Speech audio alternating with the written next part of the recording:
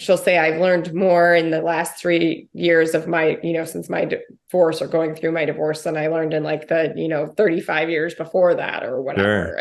And I think there's truth to that. I think going through a divorce, she made a joke the other day, like, how did she say it? Something about like everybody, and she's like, I don't really mean it, but like you should get divorced, you should get married and get divorced so that then the next marriage like is really good. Setting the record straight on dating apps. Everyday people telling everyday stories of the swipe right world with your host, Chaos. Well, I know he had a good time. Well, and it's funny, somebody the other day, we were talking about like what makes your sex, like if you're in a relationship or whatever with somebody, what makes your sex life good? And this guy was like immediately like, oh, it's because he has a huge, does he have a, like, is that what it is? And I was like, why do you always think that? Like, Yeah. it's like such a small part of the whole picture. But the majority of you are in the middle, and that's only part of it.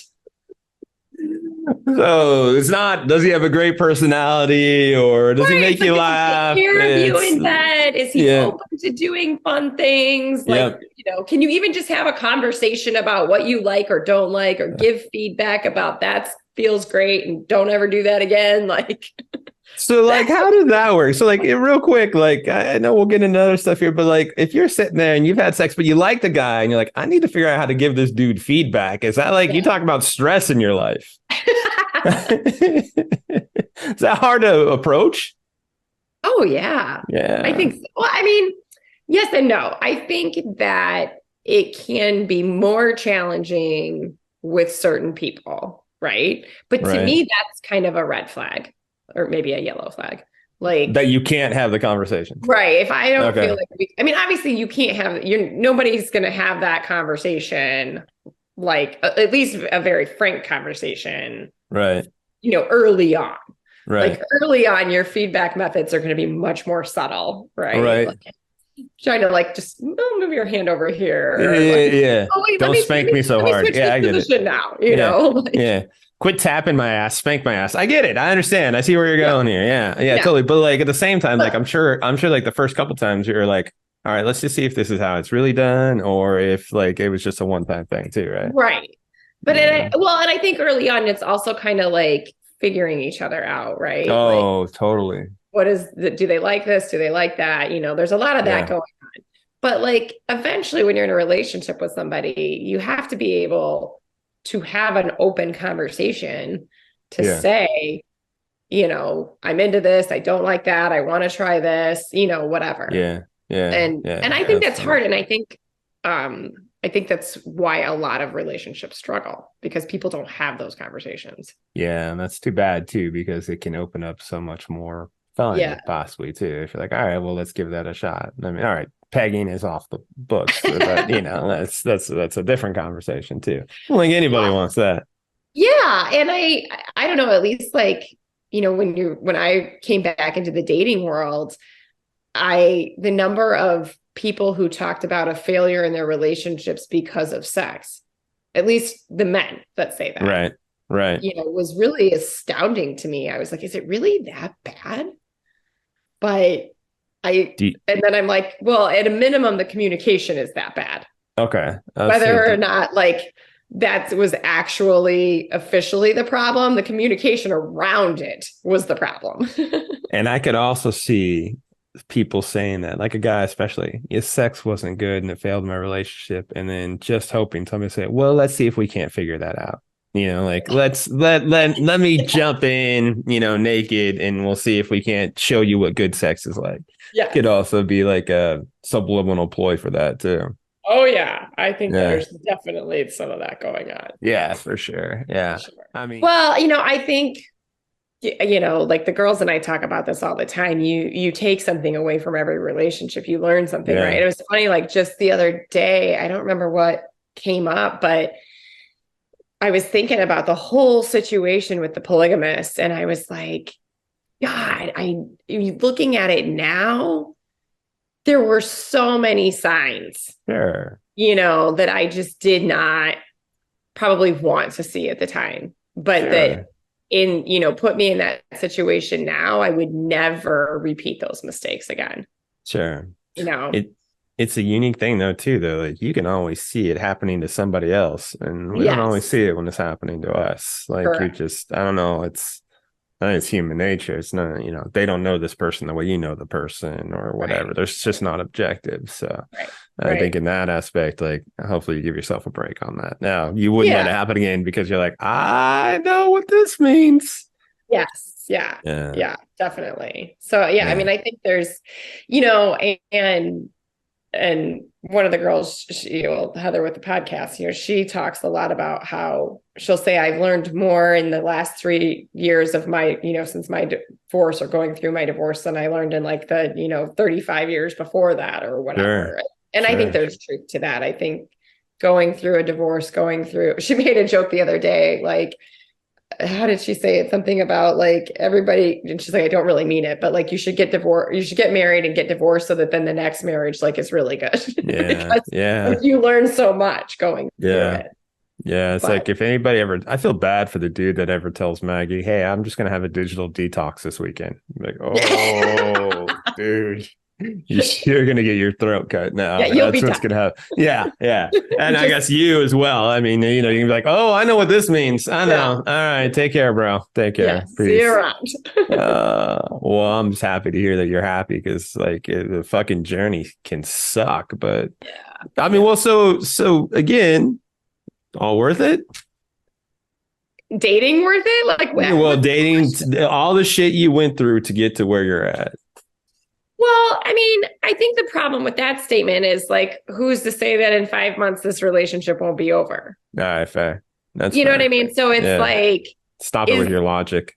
I mean, am I happy? Am I having a great time? Like, all of those things right now? Absolutely. But we also all know that even when you're in a great relationship, it can be a ton of work. It can be really hard, and I feel like I'm also kind of at that stage where like, and we all just know this, I'm not saying there's anything wrong, but like you get to that, I'll say 6 to 12 month range.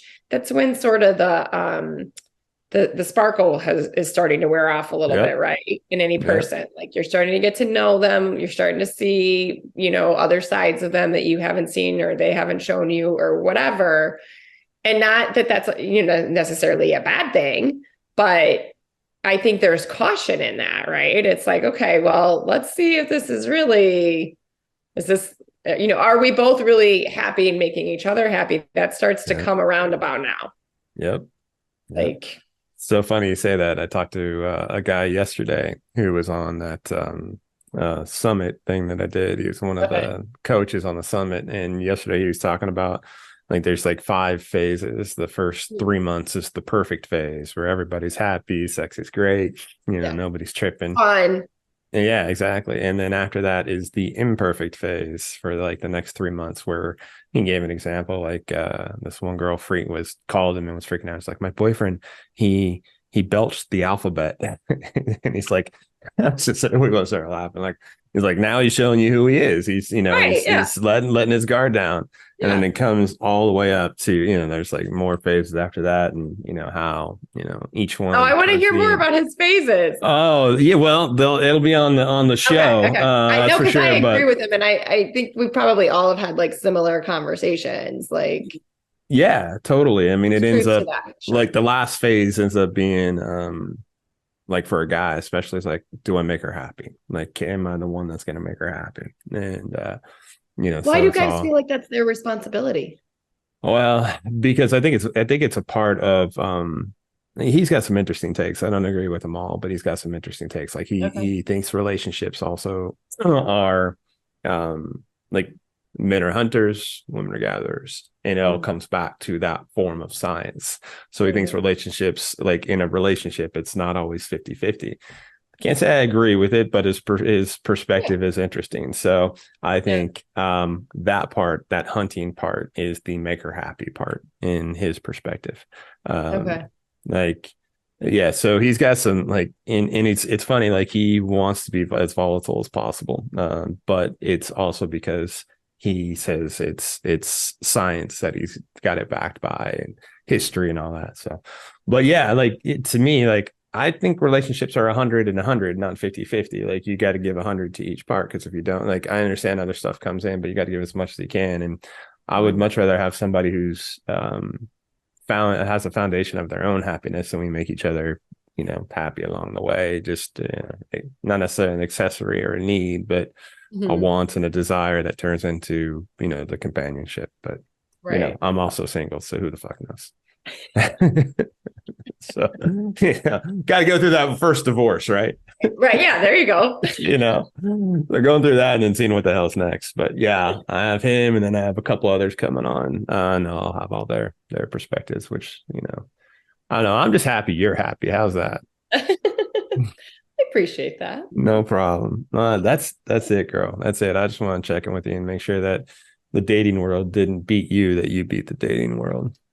Well, I mean, I don't know. I think that, it's funny. I used to think that, like, I think a lot of people that are divorced, like, we've had this conversation, especially when you have kids, it's like, oh, will I ever get married again? Or, oh, will I ever live with somebody again? And it's interesting to me because of my divorced friends, I'm the furthest out now. Like, I've been divorced. Oh, if you're divorced. Okay. And there are things, it does change over time. And like, I used to think, oh yeah, I'd live with somebody again. I'd move in with somebody again, if the situation was right. And now I'm like, yeah. I've lived by myself for so long that I'm like, I don't know if I could, like, I don't know if I want to give up my drawer space. And like, yeah, it's so weird how that works out too. Like I was asked something similar, like, would I get married again? And I was like, yeah, I would. Would I give up my own living space again? Like, I would probably move in with somebody, but I would rent the house that I own. Like, I would rent, like, I wouldn't sell it. I would rent it. So that way, if something happened, like, I know I've got a place to go back to or something, because everything ends. Like, nothing's forever, Well, I mean, and there'd be people that would argue with you on that to say, like, but that means you're going into the whole situation with one foot out the door. Or I'm protecting myself, right? Like, everybody's got a fucking savings account. So like, or not everybody, but most people have a savings account in case the shit hits the fan.